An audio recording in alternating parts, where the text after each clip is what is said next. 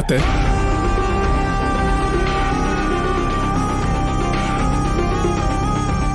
ಅತ್ತೆಮ್ಮ, ಮುಂಚೆಯಿಂದನೂ ನನಗೇನೇ ಬೇಕಂದ್ರೂ ನನ್ನ ಹತ್ರ ಇದ್ದು ನೀವೇ ನೋಡ್ಕೋತಾ ಇದ್ರಿ. ನನ್ನ ಬುಕ್ಸ್ ತಗೊಂಡ್ರು, ಬಟ್ಟೆ ತಗೊಂಡ್ರು, ಎಲ್ಲ ನೀವೇ ಕೊಡಿಸ್ತಾ ಇದ್ರಿ. ನಾನು ಹೇಗಿರ್ತೀನಿ, ಏನ್ ತಿಂತೀನಿ ಅಂತ ನಮ್ಮಮ್ಮನಿಗಿಂತ ಜಾಸ್ತಿ ನಿಮಗೆ ಗೊತ್ತು. ನನ್ಗೇನೇ ಕಷ್ಟ ಬಂದ್ರು, ಸಂತೋಷದಲ್ಲಿದ್ರು ಮೊದಲು ನಿಮಗೆ ಬಂದು ಹೇಳ್ತಿದ್ದೆ. ನನಗೂ ಕೂಡ ನಮ್ಮಮ್ಮನಿಗಿಂತ ನೀವೇ ನನಗೆ ಹೆಚ್ಚು ಅಂತ ಫೀಲ್ ಆಗುತ್ತೆ. ಆದ್ರೆ ನೀವ್ಯಾಕತ್ತೆ ನನ್ನ ಮದ್ವೆ ಅಂತ ಗೊತ್ತಿದ್ರು ಕೂಡ ಒಳ್ಳೆ ಅಪರಿಚಿತರ ತರ ಇದ್ದೀರಾ? ಮದ್ವೆಗೆ ಯಾವ ಬಟ್ಟೆ ಹಾಕೋಬೇಕು ಅಂತ ನೀವೇ ಹೇಳಿ ಅತ್ತೆ.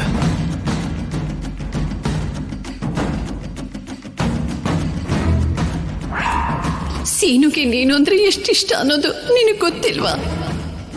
ಅದು ನಿಜಾನೇ ಆಗಿದ್ರೆ ರಾಜಲಕ್ಷ್ಮಿ ಹತ್ರ ಹಾಗೆ ಮಾತಾಡ್ತಾನೆ ಇರ್ಲಿಲ್ಲ. ನಾನು ಬೇಡ ಅಂದ ಮರುಕ್ಷಣ ಚಾರು ಬೇಕು ಅಂತ ಹೇಳ್ತಾ ಇರ್ಲಿಲ್ಲ.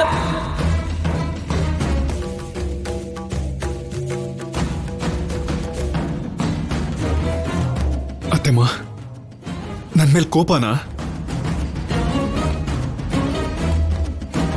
ಆದ್ಯ ಬೇಡ ಅಂತ ಹೇಳಿ ಚಾರುನ್ ಮದ್ವೆ ಆಗ್ತಿದ್ದೀನಿ ಅಂತನಾ? ಮದ್ವೆ ಮಾಡ್ಕೊಳ್ಳಲ್ಲ ಅಂತ ನಾನು ಹೇಳಲಿಲ್ಲ ಅತ್ತೆ. ಆದ್ಯನೇ ಅಲ್ವಾ ನನ್ನ ಬೇಡ ಅಂತ ಹೇಳಿದ್ದು, ನಾನಲ್ಲ ಅಲ್ವಾ? ನನಗೆ ಮದ್ವೆ ಬೇಡ ಅಂತ ಎಲ್ರ ಮುಂದೆನೂ ಆದ್ಯನೇ ತಾನೇ ಹೇಳಿದ್ದು.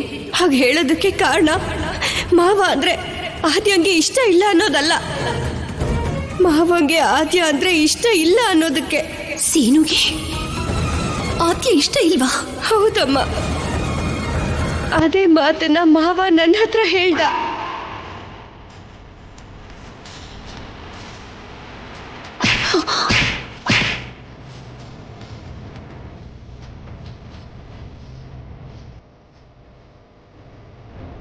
ಇನ್ನೂ ಕೂಡ ಸುಳ್ಳಿಂದ ನನಗೆ ಮೋಸ ಮಾಡಬೇಕು ಅಂತ ಅಂದ್ಕೊಂಡ್ರೆ ಸಾಯಿಸ್ಬಿಡ್ತೀನಿ.